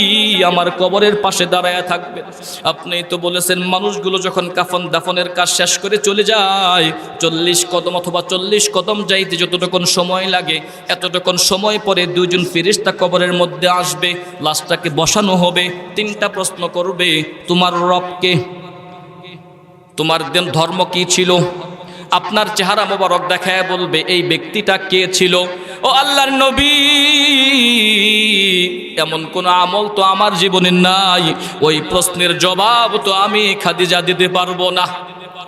আল্লাহর নবী যখন ফেরেশতারা আমাকে সওয়াল করবে, প্রশ্ন করবে, আমার পক্ষ থেকে আপনাকে প্রশ্নের জবাব দিতে হবে। রাসূল কারীম সাল্লাল্লাহু আলাইহি ওয়াসাল্লাম খাদিজাতুল কুবরাকে বারবার সান্ত্বনা দেয়, খাদিজা তোমার কোনো চিন্তা নাই, কারণ তোমার প্রতি আল্লাহ খুশি, তোমার প্রতি আমি নবী খুশি, তোমার প্রতি আমি স্বামী হিসাবে খুশি। কথা বলেন ঠিক কিনা? না না না। খাদিজাতুল কুবরা কবরের ভয়, কবরের শাস্তির ভয় বেকুল হয়ে গেছে। সর্বশেষ জিবরাইল আমিন আয়েশা নবীজিকে সান্ত্বনা দেন, নবীজি দুশ্চিন্তা করার কোনো কারণ নাই, আল্লাহ পাক আমাকে পাঠিয়ে দিলেন খাদিজাতুল কুবরার প্রশ্নের জবাব স্বয়ং আল্লাহ নিজে দায়িত্ব নিয়ে নিয়েছেন। আল্লাহু আকবার। চিন্তা করছেন একটু? হযরত খাদিজাতুল কুবরা জান্নাতের সুসংবাদ প্রাপ্ত একজন নারী, যার জীবনে কোনো গুনাহ নাই। আল্লাহ কোনো গুনাহ করার শক্তি দিছিল, যেগুলা করছিল ইসলামের আগে সব ক্ষমা করে দিয়েছেন। ওনার সমস্ত ধন সম্পদ সব ইসলামের জন্য, আদর যত্ন ভালোবাসা কুরবানি সব নবীর জন্য করছে। উনিও কবরের আযাবে কি পরিমাণ টেনশনে ছিলেন, কথা বলছেন। কিন্তু আমার ঘরের মা বোনরা মনে হয় গুনাই করে না। কথা বলেন ঠিক কিনা? ঘরের মা বোনদের প্রয়োজন পরিবর্তন করা। কথা বলেন ঠিক কিনা? কারণ অনেক ঘটনা আমরা জানি, নবীজি সাল্লাল্লাহু আলাইহি ওয়াসাল্লামকে যখন ভ্রমণে নিয়ে গেছিলেন, যাকে আমরা মেরাজ বলি, সেই ভ্রমণে যাওয়ার পরে অনেকগুলা চিত্র নবীজি দেখছেন। তার মধ্যে সর্বশেষ জাহান্নামের মধ্যে যখন ভ্রমণ শুরু করলেন, নবীজি বলেন আমি দেখতে পাইলাম জাহান্নামের মধ্যে যত প্রকার আযাব গজব চলতেছে, যতগুলা মানুষ আছে, সব থেকে বেশি শাস্তি দেয়া হচ্ছে নারীদেরকে। নাউজুবিল্লাহ কোন জাহান্নামের মধ্যে নবীজি বলেন, হযরত ফাতেমা থেকে একটা হাদিস, একটা ঘটনা, এটা এখন বলার সময় নেই। রাসূলুল্লাহ বলেন, ফাতেমা জান্নাত দেখলাম, জাহান্নাম দেখলাম, আরশ মহল্লা দেখলাম, আসমান দেখলাম, অনেক কিছু আল্লাহ আমাকে দেখাইলেন। যখন আমি জাহান্নামের মধ্যে ঢুকলাম, দেখতে পাইলাম যতগুলা মানুষকে শাস্তি দেওয়া হচ্ছে, তার মধ্যে বেশিরভাগ হলোই নারী, নারীদের সংখ্যা বেশি। আমরা তো বেঁচে গেলাম নাকি? আমরা পুরুষরা? না না না, এই নারী তো আমার মা। কথা বলেন ঠিক কিনা? এই নারী আমার বিবি, এই নারী আমার বেটি, এই নারী আমার বোন। একজন নারী যদি জাহান্নামে যায়, জানি না কার মা, কার বোন, কার বেটি আর কার বিবি জাহান্নামে যাবে। কথা বলেন ঠিক কিনা? আমার মা, আমার বেটি, আমার বিবি, আমার বোনকে জাহান্নাম থেকে বাঁচানোর দায়িত্ব তো আমার। হ্যাঁ, জাহান্নাম থেকে বাঁচাইতে হলে এদেরকে বেপরদায় রাখতে হবে না, পর্দায় রাখা লাগবে। কথা কয় না? কিন্তু বড় আফসোসের বিষয়, পর্দার কথা শুনলেই কিছু নারীবাদী হিজলা পুরুষ, কথা বলেন ঠিক কিনা, এই যে মৌলবীরা আসছে নারীদেরকে পর্দার নাম দিয়ে ঘরের মধ্যে আটকে দেয়। কথা বলেন ঠিক কিনা? আরে গর্দব, তরে যদি একটা শিলা কলা দেয় তুই তো তাও খাবি না। কেন? শিলা কলার মধ্যে ধুলাবালি পড়ে, পোকামাকড় পড়ে। কথা বলেন ঠিক কিনা? যেই নারী বেপরদায় উলঙ্গভাবে রাস্তাঘাটে চলাফেরা করেছে, এটা হলো শিলা কলা। ওটার মধ্যে মানুষের দৃষ্টি পড়ে, কুদৃষ্টি, পোকামাকড় বসে। কথা বলেন ঠিক কিনা? তোমাকে ব্যবহার করবে ঠিকই, আভিজাত্য ঘরের কোনো ছেলে তোমাকে বধূ বানাবে না। কথা বলেন ঠিক কিনা? আচ্ছা আপনারা কোন তো যে যারা বাবারা আছেন, বিয়ে করার সময় যখন ছেলেকে বিয়ে করান, ঘটককে ডাক দিয়ে এক নাম্বারে কি বলেন? যে ভাই, টাকা পয়সা যাই থাকুক, মেয়েটা যেন ভালো থাকে। কথা বলেন ঠিক কিনা? এই ভালোর অর্থ কি দেখতে সুন্দর? না, দেখতে যেমনই হোক, আদব কায়দা যেন থাকে, মেয়েটা যেন সতী থাকে, পর্দায় জানি থাকে। কথা বলেন ঠিক কিনা? তার পাশাপাশি সুন্দর হলে, জমি জিরা থাকলে, টাকা পয়সা থাকলে তো কোনো কথাই নাই। কিন্তু ভাই আর কিছু থাকুক আর না থাকুক, মেয়েটা যেন খারাপ না থাকে। এই কথা বলি না আমরা? এই বাবা তোমাদেরকে বলি, কেন কেন এই কথাটা বলো? তুমিও জানো ভালো করে, এই মেয়ে দেখতে রাস্তায় ঘোরাফেরা করে, চেহারাটা মলিন, চেহারাটা সুন্দর, তারপরেও কিন্তু তুমি তাকে তোমার পুত্রবধূ হিসাবে কবুল করবা না। কেন কেন? তাকে তুমি রাস্তায় দেখো। যেই মেয়ের চেহারা রাস্তাঘাটে সচরাচর দেখা যায় না, যার ব্যাপারে কোনো বদনাম নাই, কোনো খারাপ কিছু রটে না, ওই ব্যাপারে প্রস্তাব আসলে আমরা রাজি হই। কথা বলেন ঠিক কিনা? গ্রামের মাতাব্বরের মেয়ে, টাকা পয়সার অভাব নাই, কিন্তু একজনের সাথে বাইরে হয়ে গেছিল, ওটা দিয়া যদি আপনাকে প্রস্তাব করে যে বিয়ে করাই নাও ছেলে দিয়া, ওই যে 5 বিঘা জমি দিয়ে দিন, করবেন নাকি? কথা কয় না। সম্ভ্রান্তশালী কোনো পুরুষ তার ঘরের পুত্রবধূ বানানোর জন্য এরকম বেশ্যা নারীকে, বখাটের, বেহায়া, নির্লজ্জা নারীকে কখনো, মেয়েকে কখনো নিজের ঘরে বধূ বানাবে না। কথা বলেন ঠিক কিনা? কেন কেন? এটার তো কোনো দাম নাই। এই জন্য মা তোমাদেরকে বলে যাই, নিজের মান নিজে নষ্ট কইরো না। কথা বলেন ঠিক কিনা? নিজেকে পর্দার মধ্যে রাখো, নিজেকে শালীনতার মধ্যে রাখো, দুনিয়াতেও লাভ পাবা, পরকালেও তোমার জন্য জান্নাত রেডি আছে। কথা বলেন ঠিক কিনা? ভালো করে মনে রাখবেন, আপনি বাবা হিসেবে যদি, কথা শর্ট করে দিতেছি, আপনি ভাই হিসাবে, আপনি বাবা হিসেবে যদি আপনার মেয়ের অন্তরের মধ্যে, ভাই হিসেবে যদি বোনের অন্তরের মধ্যে, স্বামী হিসেবে যদি বিবির অন্তরের মধ্যে কোরআনের শিক্ষা ঢুকাই দিতে পারেন, পর্দার ভয় ঢুকাই দিতে পারেন, কবরের ভয় ঢুকাই দিতে পারেন, জাহান্নামের ভয় ঢুকাই দিতে পারেন, কসম করে বলে যাই, কোন নারীর অন্তরের মধ্যে যদি কবরের ভয় থাকে, আযাবের ভয় থাকে, আল্লাহর ভয় থাকে, পর্দার শিক্ষা থাকে, ওই মেয়েটা জীবন দিতে রাজি হবে, কিন্তু পরপুরুষকে নিজের চেহারা দেখাইতে রাজি হবে না। কথা বলেন ঠিক কিনা? এমন নারী আমাদের ঘরে থাকুক, এটা আমরা চাই কিনা? কথা কয় না? হ্যাঁ, আমার বিবি, আমার মেয়ে, আমার বোন, আমার মা পর্দায় থেকে ইহকাল পরকাল কল্যাণকর হোক, এই জিনিসটা আমরা চাই তো নাকি? এই জিনিসটা চাইলে কি করতে হবে? আমি স্বামী হিসাবে, আমি বাবা হিসাবে, আমি ভাই হিসাবে, 1 নম্বরের কাজ হলো আমার ঘরের যত নারী আছে সকল নারীকে ইসলামী শিক্ষায় শিক্ষিত করে পর্দার মধ্যে রাখতে হবে। কথা বলেন ঠিক কিনা? এবার আসেন, আপনার বিবি তো কাজ করে রাস্তাঘাটে বা অফিস আদালতে, যেতেই তো হবে, করেন করেন, কোনো অসুবিধা নাই, কিন্তু পর্দাটা ঠিক রাখেন।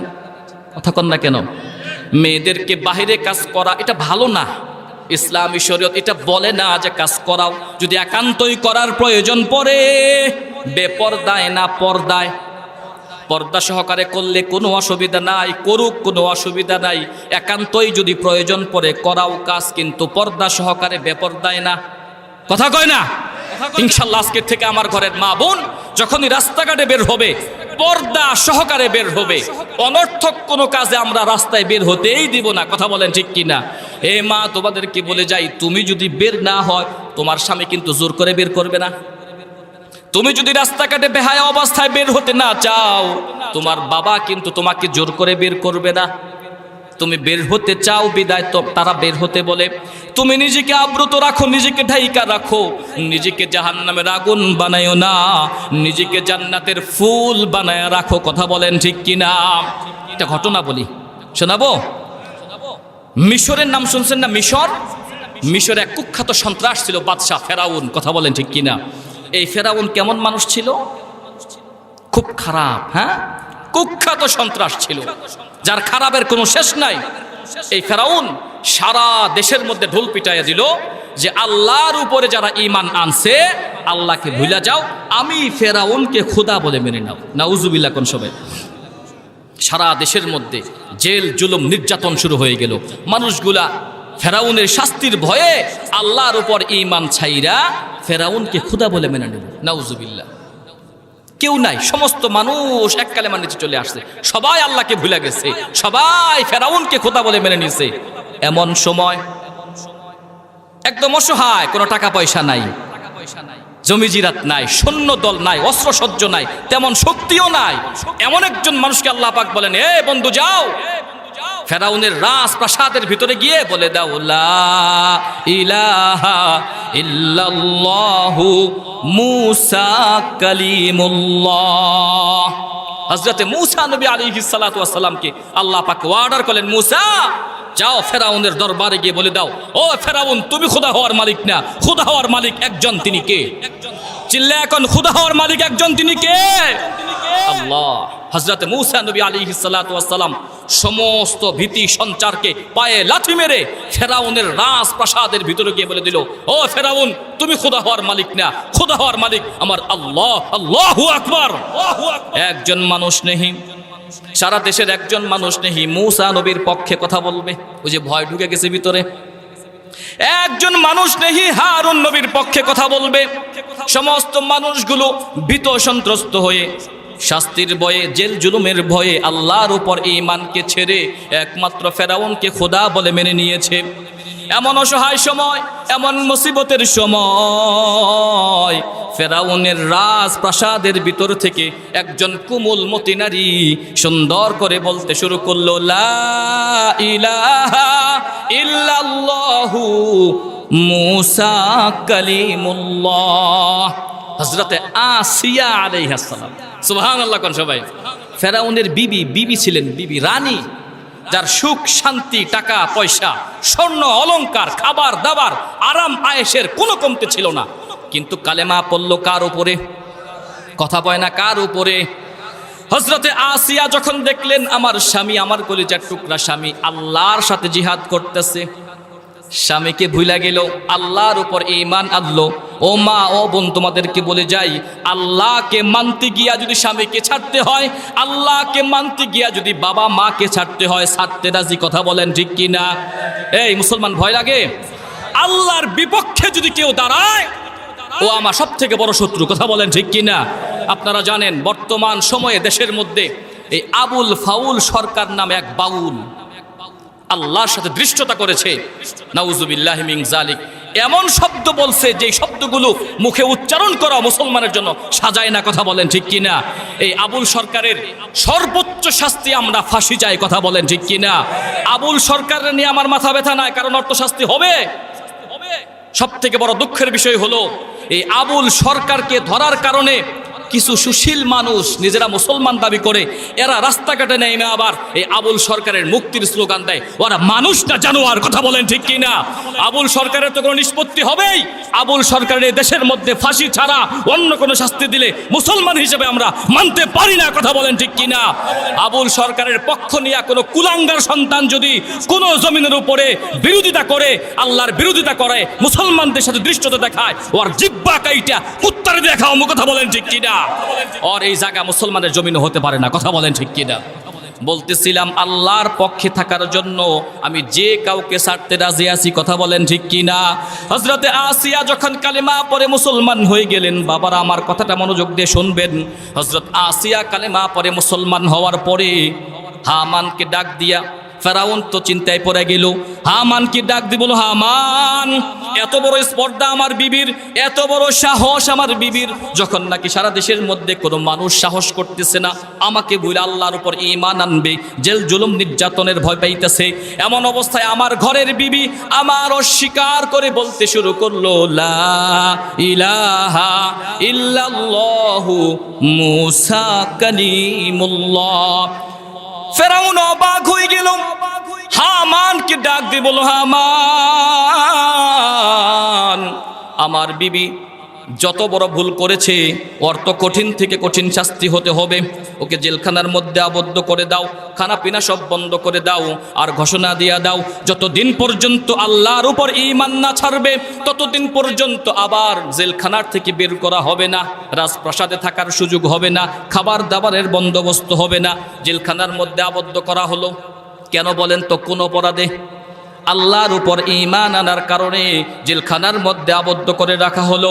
জেলখানার মধ্যে আবদ্ধ করে রাখার পরে রাজকীয় পোশাকগুলো সব খুলে নেওয়া হলো, কয়েদির পোশাক পরাইয়া দেওয়া হলো।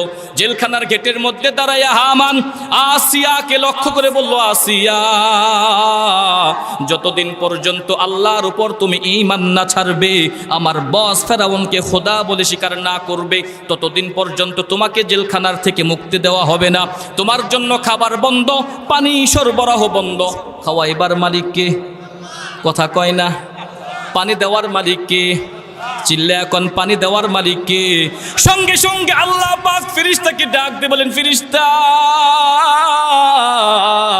যাও যাও যাও, আমার পাগলিনী বান্দি যেই মাত্র আমি আল্লাহর উপর ঈমান আনছে, ওর প্রাণের স্বামী এক নম্বরের শত্রু হয়ে গেছে, জেলখানার মধ্যে আবদ্ধ করে রাখছে, পানি বন্ধ করে দিছে, খাবার বন্ধ করে দিছে। ফেরেশতা যাও যাও যাও, জান্নাত থেকে তাজা ফলের ছড়াগুলো নিয়ে আসিয়ার জেলখানার মধ্যে পৌঁছায়া দাও। হেফাজত করার মালিককে? চিল্লা এখন হেফাজত করার মালিককে? বলবো আরেক ঘটনা মনে পড়ে গেল।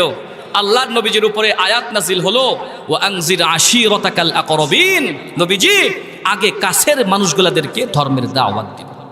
বাবা, কাকা, চাচা, মামা, ভাই, বন্ধু যারা কাছের আছে এদেরকে ধর্মের দাওয়াত দিন।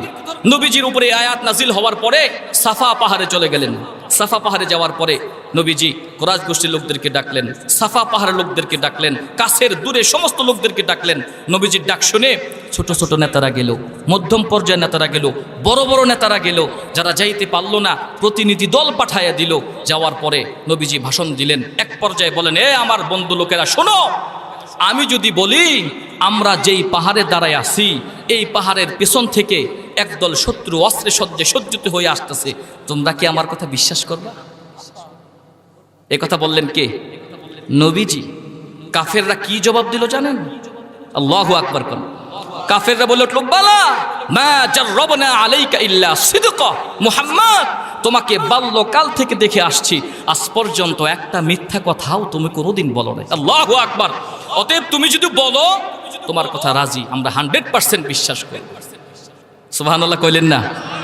নবীজি এবার বলেন, ফা ইন্নী নাযীরুল লাকুম বাইনা ইয়াদাই আযাবিন শাদীদ। যদি তাই হয়, যদি আমার কথায় তোমরা বিশ্বাস রাখো, তবে আমার প্রাণ প্রিয় মানুষরা শোনো, আমার বংশের লোকেরা শোনো, আমার বন্ধু বান্ধব তোমরা শোনো, আমার আত্মীয় স্বজনরা শোনো, আল্লাহ পাক আমাকে জানাইতে বলছেন, যারা মূর্তি পূজা করতেছ মূর্তি পূজা বন্ধ করে দাও, যারা বৃক্ষের পূজা করতেছো, গাছের পূজা করতেছো, গাছ ছাইরা দাও, যারা মানব পূজা করতেছো মানব পূজা বন্ধ করে দাও, যারা সূর্য পূজা করতেছো, অগ্নি পূজা করতেছো, সব বন্ধ করে দাও, একমাত্র আল্লাহকে আল্লাহ বলে স্বীকার করো এবং আল্লাহর পায়ে সেজদায় পড়ে যাও। সুবহানাল্লাহ। নবীজি কথা বললেন। এরপরে বললেন, শোনো, আমি মুহাম্মদকে তোমাদের উপরে নবী হিসেবে আল্লাহ পাক প্রেরণ করেছেন, এই কথার বিশ্বাস করো। যদি এটা বিশ্বাস না করো, আল্লাহকে যদি ইলাহ বলে স্বীকার না করো, রব বলে স্বীকার না করো, তবে পরকালে তোমাদের জন্য রয়েছে ভয়াবহ শাস্তি, জাহান্নাম।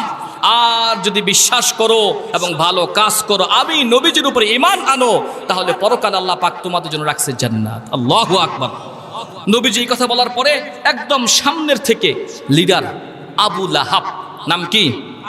জোরে বলেন, নাম কি? নবীজির আপন চাচা, নবীজির আপন চাচা আবু লাহাব দাঁড়ায় বলতেছে, তাব্বাল্লাকা সাইরুল ইয়াউম আলিহাযা জামা'তানা। মুহাম্মদ, তুমি কি আজকে এই ধর্ম প্রচার করার জন্য তুমি আমাদেরকে ডাকছো? তোমার আজকে সারাটা দিন ধ্বংস হোক। নাউজুবিল্লাহ কোন। মানে নবীজিকে অপমান অপদস্থ করলো, নবীজির নামে বদদোয়া করলো। অনেকগুলা মানুষের সামনে নবীজির মন কষ্ট পাইল, চেহারা বিষণ্ণ হয়ে গেল, মলিন হয়ে গেল। নবীজির চেহারা যখন খারাপ হয়ে গেল, চেহারা মলিন হয়ে গেল, আল্লাহ পাক ফেরেশতা জিবরাইলকে ডাক দিয়ে পাঠায় দিয়ে বলেন, এই জিবরাইল যা আমার বন্ধুর কাছে গিয়া বল, হাবিব আপনার মন খারাপ করার কোনো কারণ নাই। কেন? যেই আবু লাহাব আপনাকে ধ্বংসের জন্য বলছে, আপনার নামে বদদুয়া দিছে, আমি আল্লাহ আপনাকে হেফাজত করব।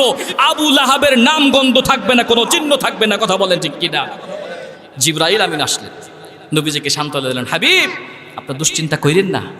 যে আবু লাহাব বলছে আপনার বংশ শুদ্ধ নাই করে দিব, আপনার ধ্বংস হয়ে যাবে, না না না, আপনাকে হেফাজত করবেন আল্লাহ। আর আবু লাহাবের আছে নাতিপুতি বংশ আছে দুনিয়াতে? কথা বলেন কেন? আছে? হ্যাঁ আছে, চেলা চামুন্ডা আছে, যাদের গায়ে কোরআনের পক্ষে কথা বললে আগুন জ্বলে। কথা বলেন ঠিক কিনা? আল্লাহ পাক আয়াত নাজিল করে জানায় দিলেন, বিসমিল্লাহির রহমানির রহিম, তাব্বাত ইয়াদা আবি লাহাব। কয় না تبت يدا أبي لهب وتب ما أغنى عنه ماله وما كسب سيصلى نارا ذات لهب وامرأته حمالة الحطب في جيدها حبل من مسد। আল্লাহ পাক আয়াত নাজিল করে পুরা সূরা নাজিল করা জানায় দিলেন, হাবিব আপনার টেনশন করার কোনো কারণ নাই, দুশ্চিন্তা হওয়ার কোনো কারণ নাই। যেই আবু লাহাব আপনাকে ধ্বংস করার কথা বলছে, ওই আবু লাহাবের গোষ্ঠী সহ আমি আল্লাহ ধ্বংস করে দিব। আল্লাহু আকবার কোন। মুফাসসিরিন কেরাম বলেন, এই যে সূরা লাহাব আল্লাহর নবীজিকে কষ্ট দিল, অপমান করলো কে? বলেন নাম কি? সূরার নাম কি? সূরাতুল লাহাব। আবু লাহাবের নামেই সূরার নাম আল্লাহ পাক করছেন।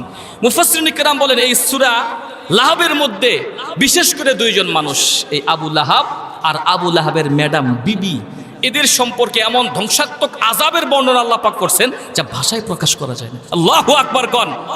এই আয়াত নাজিল হওয়ার পরে আবু লাহাবের বিবি তেলে বেগুনে জ্বলে উঠছে। ঘটনার শেষের দিকে ভালো করে মনোযোগ দিয়ে শুনবেন। আবু লাহাবের বিবি আখাযাত ফাহরান আই হিজারাতান আযীমা, বিশাল আকৃতির পাথর নিয়ে রাস্তায় বের হয়ে গেছে। রাস্তার দিকে হেঁটে হেঁটে যাইতেছে। রাস্তার মধ্যে কয়েকজন যুবকের সঙ্গে সাক্ষাৎ। যুবকরা ডাক দিয়ে বলে, আবু লাহাবের বিবি বুঝলাম না কিছু, এতদিন পর্যন্ত জানতাম রাস্তার মধ্যে কাটা বিছায় রাখতেন, আজকে বিশাল আকৃতির পাথর নিয়ে কোথায় রওনা করলেন? এই প্রশ্ন করা মাত্র আবু লাহাবের বিবি জবাব দেয়, জানো নাকি ওই ভাতিজা মুহাম্মাদের কত বড় স্পর্ধা? নাউজুবিল্লাহ কোন। ভাতিজা মুহাম্মদ নিজেকে নবী বলে দাবি করে, ওকে যদি কেউ না মানে তার জন্য নাকি পরকালে শাস্তি আছে। আবু লাহাবকে পর্যন্ত ছাড়ে নাই, আমি আবু লাহাবের বিবি আমাকে পর্যন্ত ছাড়ে নাই, আমার নাকি ধ্বংস হয়ে যাবে। ওই যে জবান দিয়ে মুহাম্মদ আমাদের ধ্বংস কামনা করছে, ওই জবানকে আমি আর পৃথিবীর বুকে আস্থা থাকতে দিব না। নাউজুবিল্লাহ কোন। হিফাজত করার মালিক কে? আল্লাহ। চিল্লা এখন, হিফাজত করার মালিক কে? বিশাল আকৃতির পাথর নিয়ে আবু লাহাবের বিবি সামনের দিকে যখন রওনা, গভীরভাবে মনোযোগ দিয়ে কথাটা শুনবেন। আগের থেকেই নবীজি মুহাম্মদুর রাসূলুল্লাহ এবং তার কলিজার টুকরা বন্ধু সিদ্দিক আকবর আবু বকর সিদ্দিক রাদিয়াল্লাহু তাআলা আনহু একই সঙ্গে বসে, এরকম পাশাপাশি বসে আল্লাহর কালাম তিলাওয়াত করতেছেন। আল্লাহু আকবার কোন। নবীজি এবং আবু বকর সিদ্দিক পাশাপাশি বসে কোরআন তেলাওয়াতে মগ্ন। আবু লাহাবের বিবি বিশাল আকৃতির পাথর নিয়া নবীজির কাছ পর্যন্ত চলে গেছে। হিফাজত করার মালিক কে? আবু লাহাবের বিবি গেছে কোন পর্যন্ত? নবীজির কাছ পর্যন্ত চলে গেছে। আবু লাহাবের বিবির হাতে পাথর দেখে আবু বকর সিদ্দিক ভয় পেয়ে গেলেন। নবীজিকে ডাক দিয়ে বলেন, নবীজি আজকে বুঝি আর বাঁচার কোনো উপায় নাই। নবীজি বলেন, কেন কি হয়েছে? ওই যে দেখেন না নবী, আবু লাহাবের বিবি বিশাল আকৃতির পাথর নিয়ে আসছে আমাদেরকে ধ্বংস করার জন্য, আজকে বুঝি আর বাঁচার কোনো উপায় নাই। নবীজি বলেন, আবু বকর চুপচাপ বসে থাকো আর আমার আল্লাহর খেলা বসে বসে দেখতে থাকো। আল্লাহু আকবার। নবীজির কাছ পর্যন্ত পৌঁছা মাত্র, বিশাল আকৃতির পাথর নিয়ে আবু লাহাবের বিবি নবীজির কাছ পর্যন্ত পৌঁছা মাত্র আবু বকরকে ডাক দিয়ে বললেন, আইনা সাহিবুকা ইয়া আবা বকর। আবু লাহাবের বিবি হযরত আবু বকরকে ডাক দিয়ে বলতেছে, আইনা সাহিবুকা ইয়া আবা বকর, ও আবু বকর, তোমার সাহেব মানে তোমার বন্ধু, তোমার নবী কোথায়? সুবহানাল্লাহ কয় না? আবু বকরকে দেখে ঠিকই নবীজিকে দেখতে পায় না। নবীজি তো কাছেই বসা, নবীজিকে দেখতে না পেয়ে একবার ডান দিকে যায়, আবার বাম দিকে যায়, আবার সামনের দিকে যায়, আবার পিছন দিকে যায়, চতুর্দিকে ঘুরপাক খাওয়া শুরু করলো। নবীজিকে দেখতে পায় না। নবীজিকে না দেখতে পেয়ে বিশাল আকৃতির পাথর নিয়ে যেই মাত্র আবার বাড়ির দিকে রওনা। আবু বকর সিদ্দিক নবীজিকে ডাক দিয়ে বলেন, নবীজি বুঝলাম না কিছু, যেই জায়গায় আমি বসা আমার পাশেই তো আপনি বসা। আবু লাহাবের বিবি আমাকে দেখলো ভালোই, কিন্তু আপনাকে দেখলো না কেন? আল্লাহু আকবার। হেফাজত করার মালিক কে? চিল্লা এখন, হেফাজত করার মালিক কে? বিশাল আকৃতির পাথর নিয়ে যেই মাত্র আবু লাহাবের বিবি বাড়ির দিকে রওনা, আবু বকর সিদ্দিক নবীজিকে ডাক দিয়ে বললেন, নবীজি বুঝলাম না কিছু, আমার পাশেই তো আপনি বসা, আমাকে দেখলো আপনাকে দেখলো না কেন? যেই মাত্র এই প্রশ্নটা করলো, আল্লাহর নবী আবু বকরকে সিদ্দিককে ডাক দিয়ে বললেন, আবু বকর, আমি যার দাওয়াত দেই, আমার যিনি মালিক তিনি আসমান জমিনের সৃষ্টিকর্তা আল্লাহ। আমি আল্লাহর পায়ে সিজদা দেই, কোনো নেতা নেত্রীর পূজা আমি করি না। আমি যেই জিনিসটার দাওয়াত দেই সেটা হলো আল্লাহর কালাম কোরআনে মাজিদ। আমি কোরআনের পক্ষে কথা বলি, কোরআন তেলাওয়াত করতেছি, এই মাত্র আমার আল্লাহ আমাকে জানাই দিলেন, ওয়া ইজা ক্বরাতাল কোরআন। নবীজি আয়াত তেলাওয়াত করে আবু বকর সিদ্দিককে শুনাইয়া দিলেন, ওয়া ইজা ক্বরাতাল কোরআন জাআলনা বাইনাকা وبين الذين لا يؤمنون بالآخرة حجابا مستورا। আবু বকর, আমার আল্লাহ আমাকে জানায় দিলেন, আমি কোরআন তেলাওয়াতে মগ্ন থাকার কারণে আল্লাহ জানায় দিলেন, হাবিব আমার কালাম তেলাওয়াত করার কারণে আবু লাহাবের বিবির চোখের মধ্যে সামান্য সময়ের জন্য আমি পর্দা ফালায় দিয়া আমি আপনাকে হেফাজত করে নিলাম। আল্লাহু আকবার। হেফাজত করার মালিক কে? চিল্লা এখন, হেফাজত করার মালিক কে? কোরআনের পক্ষে কথা বললে হেফাজত করবেন কে? ভয় পান? কোরআনের শাসন কায়েম হোক এটা আমরা চাইতো নাকি? কোরআনের বিচার বাস্তবায়ন হোক এটা আমরা চাইতো নাকি? আদালতের মধ্যে, সিংহাসনের মধ্যে কোরআন থাকবে, কোরআন তেলাওয়াত অনুযায়ী, কোরআনের হুকুম অনুযায়ী রাষ্ট্র পরিচালনা হবে। কে কে তো দুই হাত তুলে আল্লাহর দেখান। আল্লাহ বাংলাদেশের জমিনে কোরআনের হুকুম তুমি বাস্তবায়ন করে দাও, বলুন আল্লাহুম্মা আমিন। বলতেছিলাম আসিয়ার ঘটনা মনে আছে তো? হ্যাঁ, সময় তো শেষ হয়ে গেছে। আচ্ছা, হুজুর খানা খাইতেছে, আসবে। আমার সময় 10টা পর্যন্ত, 10:03 অলরেডি বেজে গেছে। ঘটনা শেষ দেই নাকি? হ্যাঁ, মনে আছে তো? কি বলতেছিলাম যেন? বিবি আসিয়া জেলখানার মধ্যে আবদ্ধ আছে, মনে আছে? হ্যাঁ, বিবি আসিয়া জেলখানার মধ্যে আবদ্ধ হয়ে আছে। একদিন, 2 দিন, 3 দিন যখন পার হয়ে যায়, 1 দিন, 2 দিন, 3 দিন পার হওয়ার পরে হামান মনে মনে চিন্তা করলো, আজকে 3 দিন পর্যন্ত জেলখানার মধ্যে কোনো খাবার দেওয়া হয় না, পানি সরবরাহ করা হয় না, সব কিছু বন্ধ আছে। নির্যাতনের পর নির্যাতন শুরু হয়ে গেছে, একের পরে এক শাস্তি আর নির্যাতন চলতেছে। আজকে 3 দিন পরে যখন বিবি আসিয়ার চোখের সামনে আমি দাঁড়াবো, ওর মলিন চেহারাটা সামনে আমার পড়বে। কথা বলেন ঠিক কিনা? 3 দিন পর্যন্ত একটা মানুষকে যদি খানাপিনা না দেওয়া হয়, নির্যাতনের পর নির্যাতন করা হয়, স্বাস্থ্য ভালো থাকবে না খারাপ হবে? বুঝেন না আপনারা? ভালো থাকবে না খারাপ থাকবে? বিবি আসিয়ার জেলখানার গেটের সামনে 3 দিন পরে হাম, আসিয়া আজকে 3 দিন পর্যন্ত তোমার দরবারে কোনো খাবার নাই। এইভাবে 3 দিন, 5 দিন, 10 দিন না, যতদিন পর্যন্ত তুমি আমার বস ফেরাউনকে খোদা বলে স্বীকার না করবে, ততদিন পর্যন্ত তোমাকে মুক্তি দেওয়া হবে না, খাবারও দেওয়া হবে না। এমন একটা আশা মনে মনে চিন্তা করে জেলখানার গেটের মধ্যে দাঁড়াইছে। জেলখানার গেটের মধ্যে দাঁড়াই আশ্চর্য, হামান চিৎকার করে বলে, না না না, এটা আমি বিশ্বাস করি না। কি হয়েছে এমন বিশ্বাস করে না? হামান বলা শুরু করলো, আজ থেকে 3 দিন পূর্বে যখন আমার বসের বিবি আসিয়াকে জেলখানার মধ্যে আবদ্ধ করে রাখলাম, যেই পরিমাণ চেহারাটা সুন্দর ছিল, আমার তো মনে মনে চিন্তা আসছিল খানা নাই, পানি নাই, শাস্তির পর শাস্তি, চেহারাটা খারাপ হয়ে যাবে। খারাপ চেহারার সামনে বলবো আমি আল্লাহর উপর ঈমান ছাইড়া দাও, আমার বস ফেরাউনকে মাইনা নাও। কিন্তু না না না, 3 দিন পরে জেলখানার গেটের মধ্যে দাঁড়াইয়া আসিয়ার চেহারা মোবারক দেখে হামান বলা শুরু করলো, 3 দিন পূর্বে আমার বসের বিবি আসিয়াকে যখন জেলখানার মধ্যে আবদ্ধ করে রাখা হলো, তখন যেই পরিমাণ চেহারাটা সুন্দর ছিল, আজকে 3 দিন পরে আইসা দেখি তার থেকেও কয়েক গুণ বেশি সুন্দর হয়ে গেছে। আল্লাহু আকবার কোন, আল্লাহু আকবার।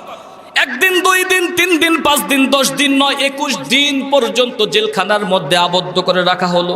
কতদিন পর্যন্ত? চিল্লা এখন কতদিন পর্যন্ত? 21 দিন পর্যন্ত জেলখানার মধ্যে আবদ্ধ করে রাখার পরেও যখন আসিয়ার ঈমানের কোনো পরিবর্তন নাই। আল্লাহু আকবার কয় না? কারণ আমার মায়েদের বোনদের অন্তর একবারে নরম, ওই কোমল অন্তরের মধ্যে একবার যে বিশ্বাস হয়ে যায় জীবন দিতে রাজি, কিন্তু ঈমান হারাবে না। কথা বলেন ঠিক কিনা? আসিয়া জেল জুলুম নির্যাতন সহ্য করতে করতে 21 দিন যখন পার হয়ে গেল, 21 দিন পরে যখন তাকে আর কোনো উপায় নাই, এবার হামানকে ডাক দিয়ে বলে, ফেরাউন হামান, আজকে 21 দিন পর্যন্ত পার হয়ে গেল, আমার বিবি এখনো পর্যন্ত যেহেতু আল্লাহর উপর ঈমান ছাড়তেছে না, আমি ফেরাউনকে যেহেতু খোদা বলে স্বীকার করে না, না না না, জেল জুলুম দিয়ে আর কোনো লাভ হবে না। সারা দেশের মধ্যে ঢোল পিটায় দাও, সারা দেশের মানুষগুলাকে জানায় দাও, অমক দিন এতটার সময় অমক জায়গায় আমার বিবি আসিয়াকে আল্লাহর উপর ঈমান আনার অপরাধে জনসম্মুখে মানুষের সামনে দিবালোকে কঠিন থেকে কঠিন শাস্তির ব্যবস্থা করা হবে।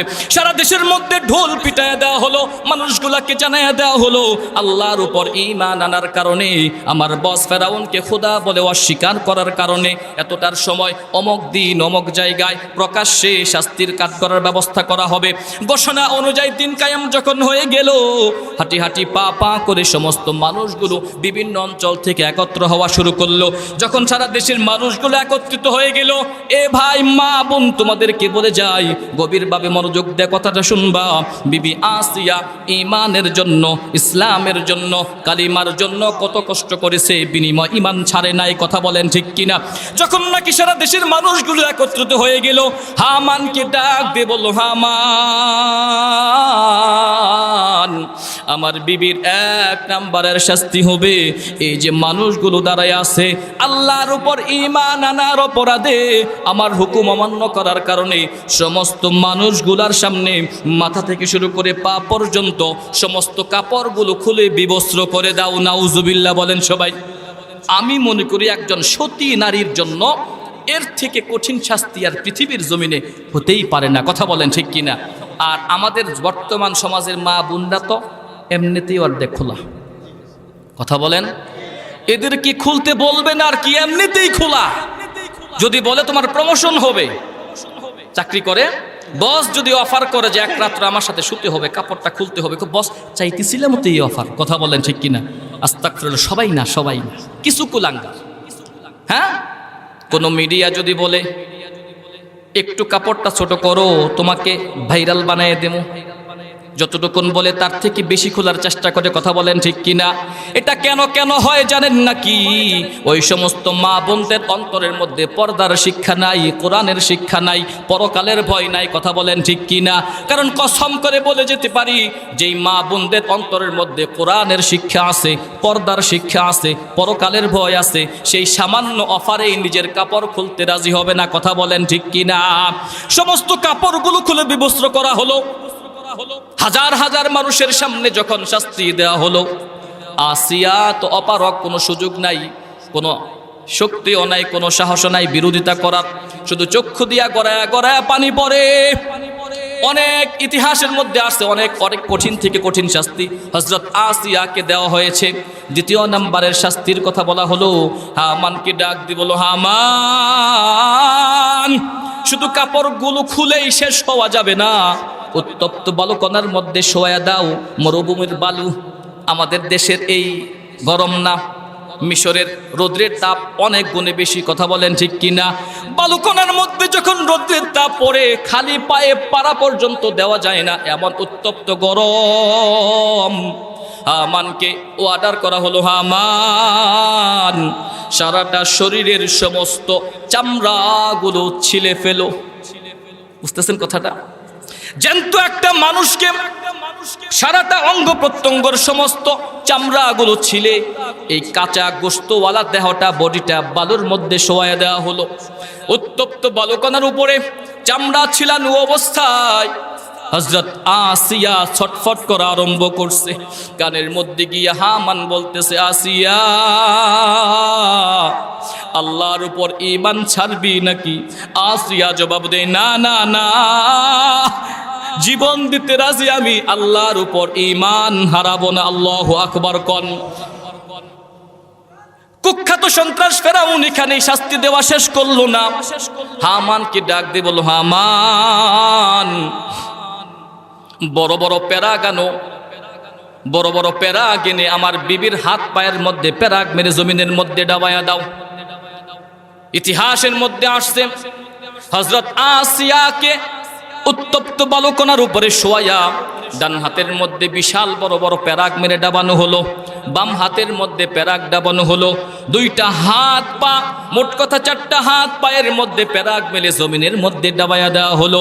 প্যারাগের যন্ত্রণা, চামড়া ছিলানো গোস্তর উপরে উত্তপ্ত বালুকণার গরম আসিয়া সহ্য করতে পারে না। আসিয়া আলাইহিস সালাতু ওয়াস সালাম যখন নড়াচড়া শুরু করছে, বিশাল আকৃতির পাথর দিয়া আসিয়া আলাইহিস সালাতু ওয়াস সালামের বুকের উপরে চাপা দেওয়া হয়েছে। একটু গভীরভাবে ভাবুন তো, সারাটা শরীরের সমস্ত চামড়াগুলো ছিলে ফেলা হয়েছে, হাত পায়ের মধ্যে প্যারাগ বেড়ে জমিনের মধ্যে ডাবিয়ে দেওয়া হয়েছে। এত কিছু করার পরেও আল্লাহর উপর ঈমান সে ছাড়ে নাই। যখন ছটফট পর্যন্ত করতে পারে না, বিশাল আকৃতির পাথর দিয়ে বুকের মধ্যে চাপা দেওয়া হয়েছে। এবার চোখের পানি গড়ায়া গড়ায়া পড়ে হামান বিবি আসিয়ার কানের কাছে গিয়ে বলে, আসিয়া এখনো সময় আছে, সময় আছে, আল্লাহর উপর ঈমান ছাড়বি নাকি? আমার বস ফেরাউনকে খোদা বলে মেনে নিবি নাকি? যদি মাইনা নেওয়া, ওই সমস্ত কিছু ছেড়ে দেওয়া হবে, তোমাকে আবার চিকিৎসা করে ভালো করা হবে। আসিয়ার জবাবটা বড় চমৎকার। আসিয়া আলাইহিস সালাতু ওয়াস সালাম বলে, জীবন দিতে রাজি, আল্লাহর উপর ঈমান ছাড়তে রাজি না। আল্লাহু আকবার কোন। বিশাল আকৃতির পাথর দিয়ে যখন বুকের উপরে চাপা দেওয়া হলো, এবার হাত পা অঙ্গ প্রত্যঙ্গ কোনোটাই নড়াচড়া করতে পারে না।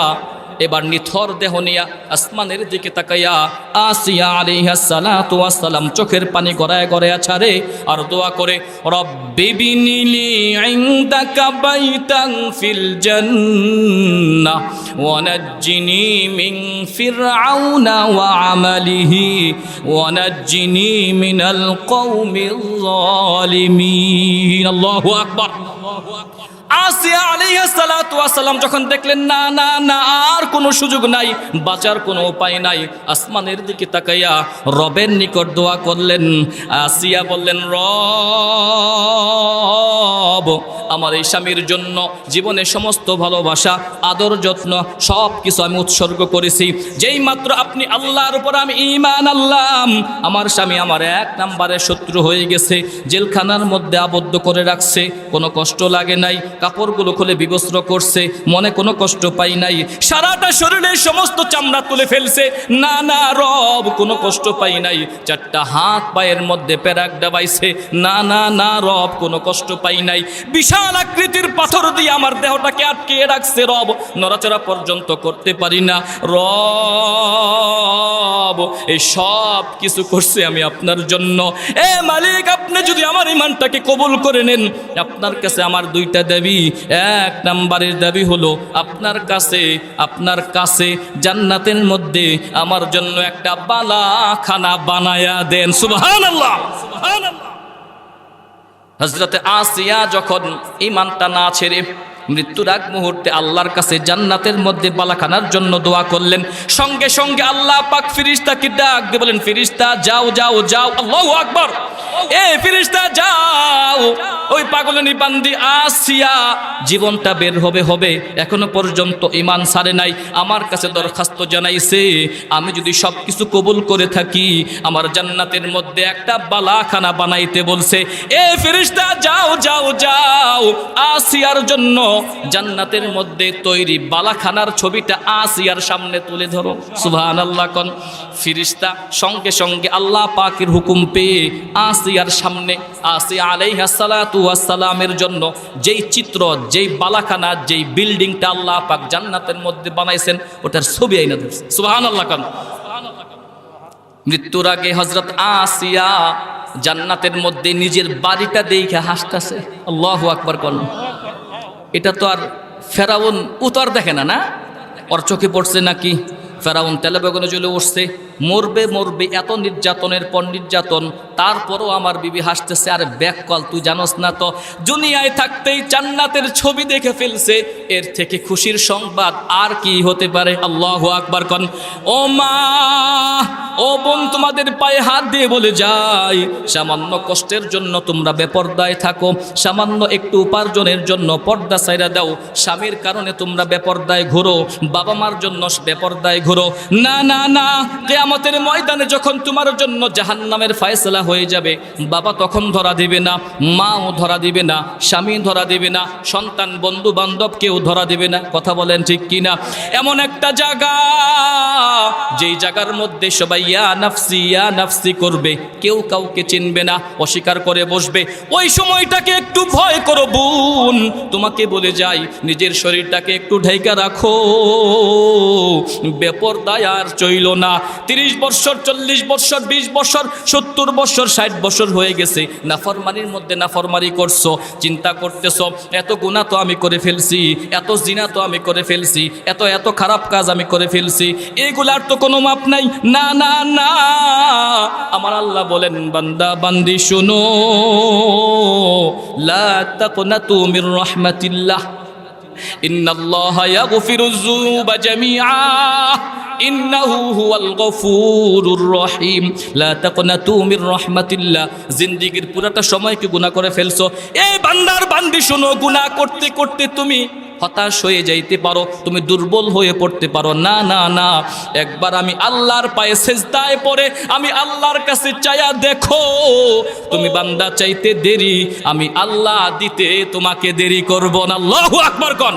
গুনাহ করতে করতে যারা হাঁপায়া গেছি, মনে করতেছি আমার গুনাহ তো আর কোনোদিন মাফ হবে না, না না না, আল্লাহ রহমান, আল্লাহ রহিম, যত বড় গুনাহগারী আপনি হন না কেন, আল্লাহর কাছে খাঁটি দিলে তওবা করেন, মাফ করে দিবেন কে? চিল্লা এখন, মাফ করে দিবেন কে? হযরতে আসিয়া প্রথম দাবি জানানোর পরে যখন বালাখানার চিত্রটা সামনে ধরা হলো, জান্নাতের চিত্র দেখে এখন হযরত আসিয়া মুস্কি মুস্কি হাসতেছে। ইতিহাসের মধ্যে আসছে আরেকটা প্রকারের শাস্তি দিবে তার আগেই হযরত আসিয়া আল্লাহর কাছে জানাইলেন, রব, এই যে বালাখানার চিত্র, জান্নাতের ছবির চিত্র, জান্নাতের বাড়ির চিত্র যেহেতু আমি দেখে ফেলছি, এই লজ্জাকর চেহারার মানুষের সামনে জীবিত অবস্থায় আমি আর রাখতে চাই না, দেখাইতে চাই না। ও রব, ওই বালাখানার মধ্যে ঢোকার আপনি সুযোগ করে দিন। ইমাম ইবনুল কাইসান রাহমাতুল্লাহি আলাইহি বলেন, হযরত আসিয়া দোয়া করতে দেরি, সঙ্গে সঙ্গে মালাকুল মউত পাঠাইয়া আল্লাহ পাক হযরত আসিয়ার জানটাকে কবজা করে জান্নাতের মধ্যে ঢুকাইয়া দিলেন। জীবন দিছে কিন্তু ঈমান ছাড়ে নাই। কথা বলেন ঠিক কিনা? জীবন দিছে, ঈমান ছাড়ে নাই। আর আমরা কি করি? হ্যাঁ, সামান্য কিছু টাকার জন্য ঈমান বেচে দেই, কথা কয় না? সামান্য একটু পদের জন্য ঈমান ছাইড়া দেই, সামান্য একটু দলের ভাবমূর্তি ঠিক রাখার জন্য ঈমান আমি ছাইড়া দেই, কথা বলেন ঠিক কিনা? এই ভাই শোনো, ঈমান ছাড়া পরকালে তোমার কোনো পাওয়ার নাই। যত নেকি করো না কেন, ঈমান যদি না থাকে তোমার জান্নাতের টিকিট মিলবে না, কথা বলেন ঠিক কিনা? এই জন্য সকল কিছুর উপরে আমার ঈমান, কথা বলেন ঠিক কিনা? ঈমান দিতে রাজি না, বিনিময় সব দিব, কিন্তু ঈমান আমি ঠিক রাখবো। আল্লাহ পাক তৌফিক দান করুন, বলুন আমিন। ওয়া আখিরু দাওয়ানা আনিল হামদুলিল্লাহি রাব্বিল আলামিন।